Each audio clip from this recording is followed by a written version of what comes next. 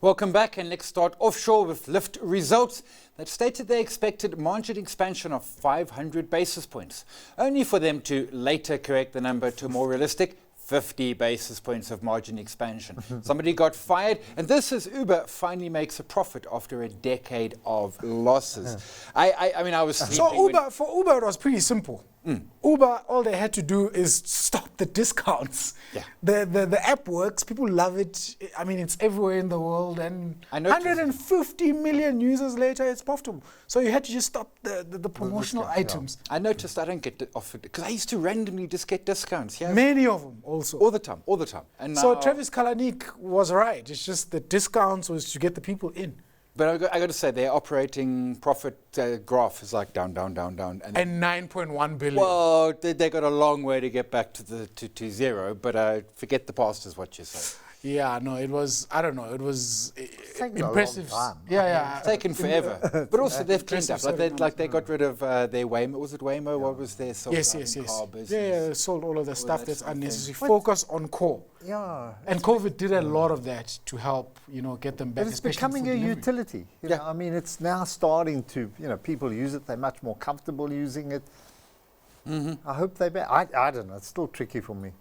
I love the Lyft thing because I think the shares went up how many percent after that? 75% pre-market, and then turned out small little oops. Yeah, it dropped a lot, but closed up. But 60%. The weird thing is, as I understood, they went through their earnings call with that error before they. And then he corrected it. And then post earnings call. Yeah. Someone got fired. No, it was the CFO did say it was my oopsie. So no one fired the CFO? No one got fired. He said sorry. He came out on Bloomberg to everyone, said sorry. Okay. It's a decimal point, as you say. Okay,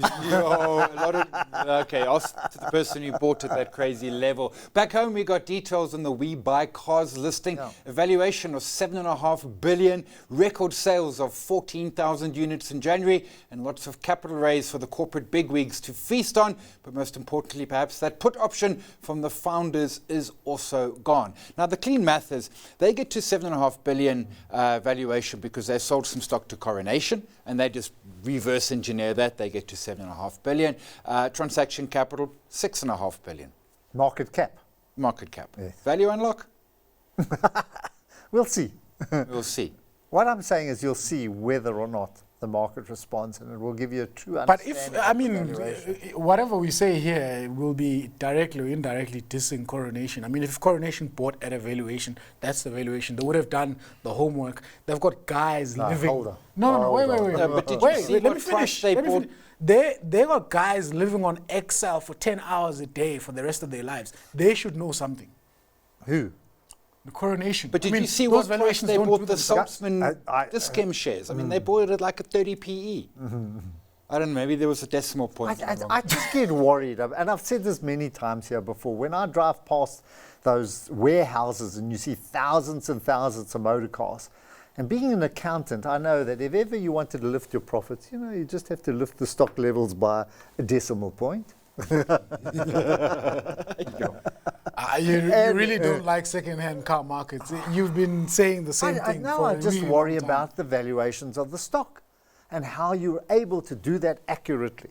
So they are. I mean, so what I do is I go to We Sell Cars, right, which is there, and I've been doing a small little exercise, watching their database in terms of number of cars that are available, and I've been tracking it since a year ago when the disaster went down. And I got to say, in January, you could see that there was activity. 14,000 cars, which is not a consumer that's suddenly buoyant. It is the mom and pop second-hand dealerships getting squeezed. Yeah, okay, which is Jewel Street and all the other places. Yeah, there's places you won't go to down in town. But, it's still a very difficult industry. And I always go try sell a painting. They'll tell you what the valuation is, the insurers, until you get to the art gallery and say, yeah, will you buy this? You say, no, I'll give it to you 50% discount. So I'm very, very concerned or conservative when it comes to valuing stock, as we saw with Cura. Yeah. Cura valued the stock of their schools and suddenly found they never had enough. So what is saying, without saying it, is that Coronation, even though people spend 10 hours a day on Excel, working on those valuations, maybe they have a problem of having more money than actually ideas to, invest in the JSE. Anybody who looks at a spreadsheet, it's a bit geeky. It's also put about 0.1% of their AUM into this. So it really I don't know. I'll be in the trails right. this weekend. They can come straight at me. Okay, right to your man. Gold miners are the only miners making money, as we saw from DRD Gold and Pan-African results. South 32 finds it tough going and downgrades guidance. Here's Neil Pretorius from DRD. I think the global dynamics for gold have been, well, if I say global, maybe the dynamics as they're interpreted in the Western economies have been relatively poor with higher interest rates, but there's a lot of gold accumulation taking place. We find that, it's said that there are a lot of jurisdictions who are exchanging their foreign reserve currency holdings from dollar into gold. We're quite proud of our achievements to date as far as renewable energy is concerned. We were the first South African miner to commission a utility scale at our Evander mine. It's about 2 years ago. And that operation now, the solar facility at Evander, is saving us $13 per ounce from an all-in sustaining cost perspective. We're about to commission our second plant now at Barberton. That'll be done by June of this year, almost also 10 megawatts. And then we've also signed a power purchase agreement for 40 megawatts. And what we've also said to the market is that they can expect some further announcements from us on renewables in the period ahead.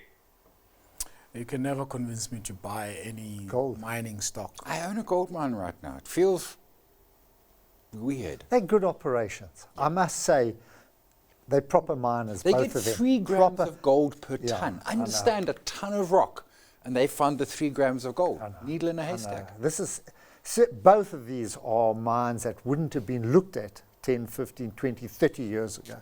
But with the gold price where it is, or the rand where it is, it makes it economical. And both of these, they're good miners, and credit to Neil Pretorius for recycling all those dumps and so on. And they're making money.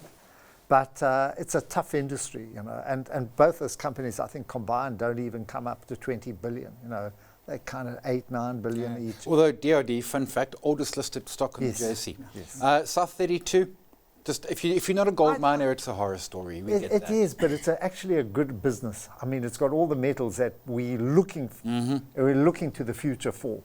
But it was a bit of a horror story, out of all those companies that have come out, Okay. Well, a tough trading update from Cap and rumours that they're going to sell Unitrons. This says trucking is a booming industry thanks to no trains working, but being a local manufacturer, no fun. Nampak also updated the market, still tough, but maybe getting better.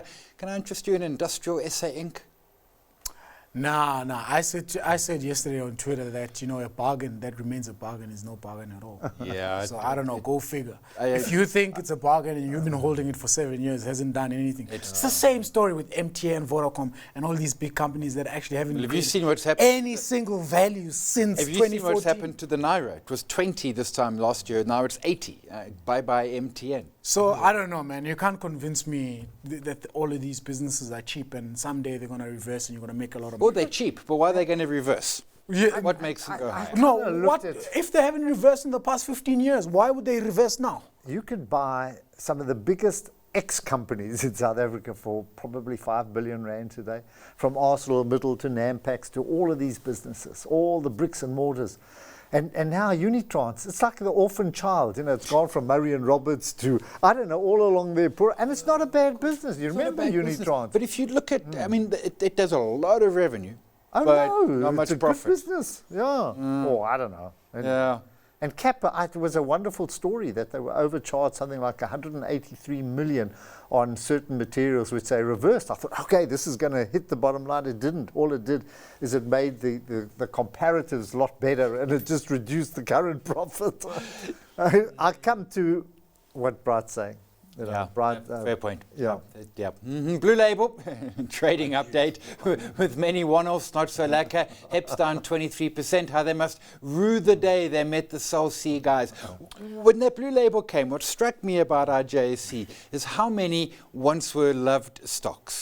I was in a braai with the guys, the bankers that did the Cell C deal, telling me how they're still great spending of the a proceeds. deal. No, how great of a deal was. I'm talking this year, 2024. I'm not talking back then. It was a horror deal. Yeah, it was a horror deal. They're still convincing themselves that it was a great deal and how they've saved jobs and how This thing has crippled Blue Label Telecom. Which was a and perfectly if you nice cannot little see that, business. just look at the share price. I don't know how stupid you have to be to think that was a great deal. I don't Jeez, man.